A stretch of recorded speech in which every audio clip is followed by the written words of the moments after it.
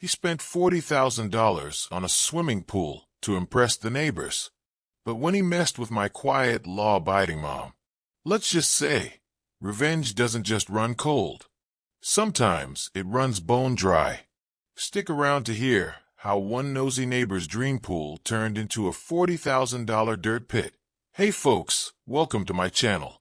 Today I'm going to share a story about something that happened in my neighborhood not too long ago. You know how they say good fences make good neighbors? Well, sometimes even the best fence can't protect you from someone who's determined to make your life difficult. This story is about my mom, one of the sweetest, quietest people you'll ever meet. She's the type who bakes cookies for the mail carrier during the holidays and remembers the birthdays of everyone on our street. Never raises her voice, never causes problems. She's lived in her house for over 20 years, keeps everything neat and tidy, and has always been on good terms with the neighbors. Until him. So about a year ago, this guy, let's call him Mr. Richards, moved into the house next door. From day one, something was off about him. You know the type. The kind of person who introduces himself by telling you all about his fancy job, his expensive car, and how his last house was in a more exclusive neighborhood. My mom, being the kind soul she is, brought over a homemade apple pie to welcome him to the street. He barely thanked her, just took the pie and closed the door. That should have been our first warning sign. The houses in our neighborhood aren't mansions, but they're nice. Most of us take pride in our homes. My mom especially. She's got flower beds that people slow down to look at when they drive by. Her vegetable garden produces enough tomatoes and zucchini that she's always sharing with neighbors. And then there's her shed. Nothing fancy, just a simple wooden structure my dad built about 15 years ago before he passed away. She keeps her gardening tools in there, some seasonal decorations, and a few of Dad's things she couldn't bear to part with. The shed is special to her. It's one of the last things my father built with his own hands. When Dad built it, he did everything by the book. Got permits from the city, had inspectors come out, made sure it was the right distance from property lines, the whole 9 yards. My dad wasn't the type to cut corners, especially when it came to anything that could potentially cause problems down the road. So last spring, Mr. Richards decides to put in a swimming pool. Not just any pool, a massive in-ground pool with all the bells and whistles. Waterfalls, fancy lighting, heated jets, you name it. For weeks, our peaceful neighborhood was disrupted by construction noise, workers tramping through the yards, and huge trucks blocking the street. My mom never complained. Not once. Even when the dust from the construction was covering her prize roses. Even when the workers accidentally knocked down part of the fence. She just quietly fixed what she could and kept to herself. The pool was finally finished in early June. Mr. Richards threw this enormous housewarming party to show it off. Invited everyone on the block except, you guessed it, my mom and me. We could hear the music and laughter from our backyard as we sat quietly, having our usual Sunday dinner on the patio. It's fine, Mom said with a smile that didn't quite reach her eyes. Not everyone has to be friends. That's my mom for you. Always giving people the benefit of the doubt. Always taking the high road. Then came that Tuesday morning in late June. I was visiting Mom for our weekly breakfast together when there was a knock at the door. Standing there was a city inspector, clipboard in hand, looking very official. "Good morning," he said. "I'm here about a complaint regarding an unauthorized structure on your property." Mom looked confused. "Unauthorized structure?" "Yes, ma'am. We received a report about a shed in your backyard that may not be up to code or properly permitted." I could see Mom's face fall. That shed meant the world to her. "There must be some mistake," she said softly. "My husband built that shed years ago. We have all the permits." The inspector looked uncomfortable. He was just doing his job, after all. "Well, I'll need to take a look and check my records." As we walked the inspector through the side gate to the backyard, I happened to glance over at Mr. Richards' house, and there he was, standing at his window, watching us with this smug little smile on his face. That's when I knew. This wasn't about a shed. This was about a man who couldn't stand the fact that my mom was beloved in the neighborhood while he was barely tolerated. Mom, bless her heart, was digging through her filing cabinet, hands trembling slightly as she searched for the permits from all those years ago. I made some coffee for the inspector, who was actually a pretty decent guy. He explained that anonymous complaints like this were pretty common, often stemming from neighbor disputes. Found them. Mom finally called out, pulling out a folder with the original building plans, permit applications, approval letters, and even photos of the inspection from when the shed was built. The inspector reviewed everything carefully, then walked out to measure the shed and check its placement on the lot. After about 20 minutes, he came back in. Everything looks in order, Mrs. Johnson. Your shed is completely compliant with all city codes. It's properly permitted and in excellent condition. He smiled kindly at my mom. You and your husband did everything right. The relief on Mom's face was palpable. Thank you, she said. My late husband was very particular about following rules. The inspector nodded, packed up his things, and headed for the door. As he was leaving, he hesitated for a moment. Just so you know, these complaints stay anonymous, but... He lowered his voice. They almost always come from immediate neighbors. Just something to be aware of. After the inspector left, Mom sat quietly at the kitchen table, staring into her coffee cup. I knew that look. She was hurt, but she'd never say it. It's okay, honey, she said finally. Some people just need to feel important. But it wasn't okay. Not to me. My mom had lived in this house for 2 decades. She'd helped organize block parties, collected mail for neighbors on vacation, and even taken care of Mr. Peterson's dog when he was in the hospital last year. And this was how she was repaid. With some petty neighbor trying to cause trouble over a perfectly legal shed? I looked out the window and caught sight of Mr. Richards again. He was in his backyard now, admiring his new pool, occasionally glancing over at our shed with obvious distaste. His pool was enormous, taking up almost the entire yard, coming suspiciously close to our property line.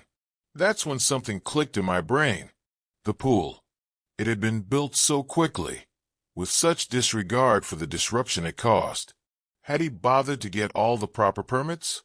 Had anyone checked if it complied with local ordinances? I didn't say anything to Mom. She wouldn't approve of what I was thinking. She's always been about turning the other cheek. But me?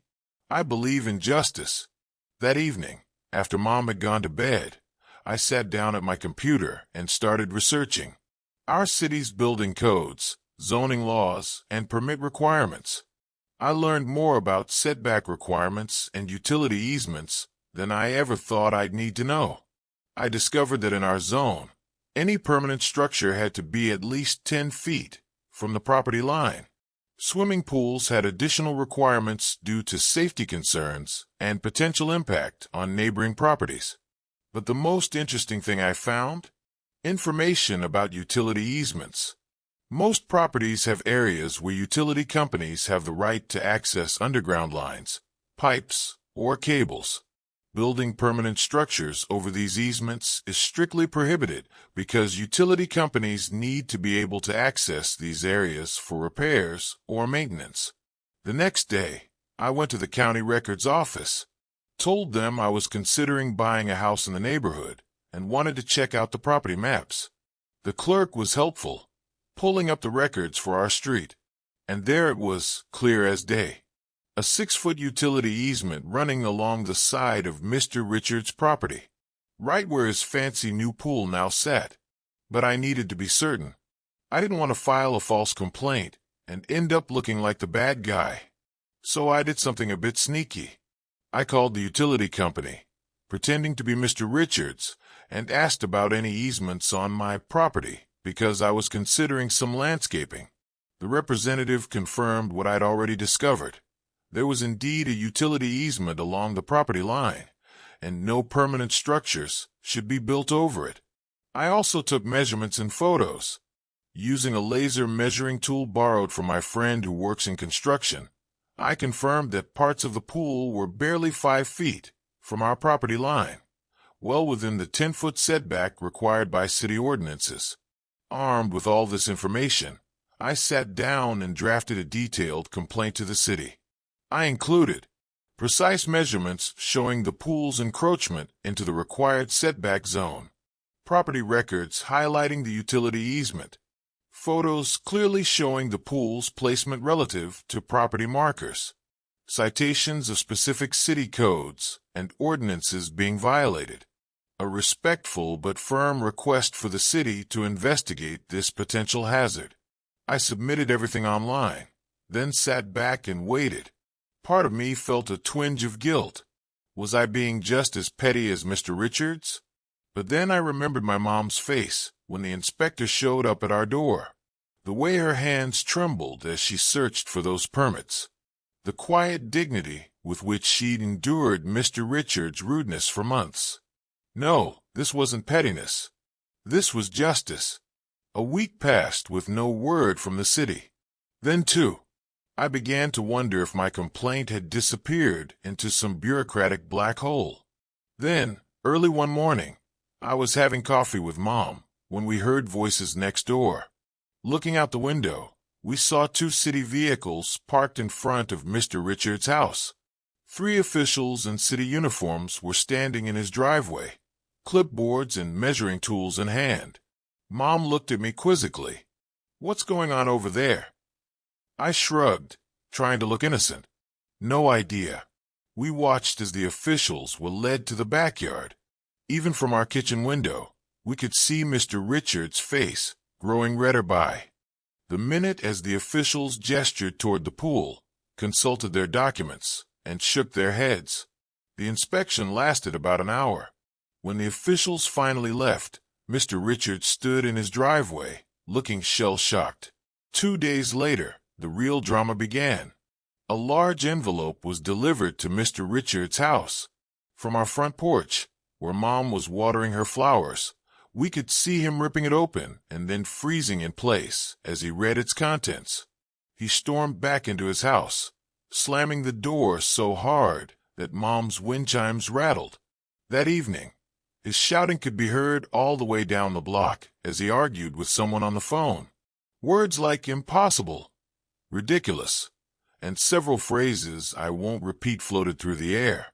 The next morning, Mom and I were having breakfast when Mr. Richards appeared at our door. This was the first time he'd ever come to our house since that day Mom brought him the welcome pie. "Did you do this?" he demanded, waving a letter in my face. "Did you report my pool?" Mom looked confused, but I met his gaze steadily. "What seems to be the problem, Mr. Richards?" "The city says my pool violates code. They're saying it's too close to the property line and built over a utility easement. They're ordering me to either move it or fill it in within 30 days. "That's terrible," I said calmly. "Did you not check the property records before building?" His face turned an even deeper shade of red. "This is because of your shed, isn't it? Because I reported your shed." Mom's eyes widened as she looked between us. "You reported our shed? But why?" Mr. Richards had the decency to look slightly embarrassed under Mom's confused gaze. "It's an eyesore. It ruins the aesthetic of the neighborhood. The shed my late husband built." Mom's voice was soft but steady. "The shed that was here long before you moved in? The shed that has all proper permits and meets every city requirement." Mr. Richards deflated slightly under her quiet dignity, but his anger quickly returned. "This pool cost me $40,000. $40,000. There's no way to move it. Do you understand what you've done?" I stepped between him and Mom. "What I understand is that you try to cause trouble for a widow who's never done anything but be kind to you. What I understand is that you built an expensive pool without bothering to check if it complied with city regulations. What I understand, Mr. Richards, is that actions have consequences. He stared at me for a long moment, then turned and stormed off. Over the next few weeks, Mr. Richards tried everything. He appealed to the city council. He hired a lawyer. He even tried to get signatures from other neighbors supporting his pool. But the law was clear. The pool was in violation of multiple codes and posed a potential hazard, particularly regarding the utility easement. No exceptions could be made. Exactly 30 days after receiving the notice, a construction crew arrived at Mr. Richards' house. For 2 full days, they worked to drain and then fill in the once magnificent pool. The waterfalls, the fancy lighting, the heated jets, all buried under tons of dirt and gravel. $40,000 gone. Just like that. That was 3 months ago. Mr. Richards doesn't wave when we see him anymore. He doesn't attend neighborhood functions. And he spends a lot less time in his backyard, which now features a large, rectangular patch of dirt where his dream pool once stood. Mom still tends her garden. She still shares her tomatoes and zucchini with neighbors. And every evening, she still sits on her patio, enjoying the peace and quiet, with Dad's perfectly legal shed standing proudly at the back of the yard. Last week, I was helping Mom clean out some old boxes in the garage when she suddenly stopped and looked at me. "You reported his pool, didn't you?" she asked quietly. I considered lying, but Mom has always been able to see right through me. "Yes," I admitted. "He tried to hurt you. He tried to take away something Dad built. I couldn't let that stand." I expected her to be disappointed in me, to give me a lecture about turning the other cheek or being the bigger person. Instead, she smiled a small, satisfied smile I'd never seen before. "Your father would have done the same thing," she said simply, and went back to sorting through the boxes. That night, Mom slept better than she had in months. And me? I learned something important. Sometimes justice doesn't just happen. Sometimes you have to make it happen. And sometimes revenge doesn't just run cold. Sometimes it runs bone dry, just like a $40,000 swimming pool that no longer exists. Thanks for listening, folks. Remember to like and subscribe for more stories of sweet, sweet justice. Until next time, reminding you that karma might take the scenic route sometimes, but it always arrives right on schedule. If you enjoyed this story of neighborhood justice, hit that subscribe button and ring the bell so you don't miss my next video. Got your own revenge story to share? Drop it in the comments below. Your story might be featured in an upcoming video. And remember, the best revenge isn't just served cold. Sometimes it's served with a building code violation. See you in the next one.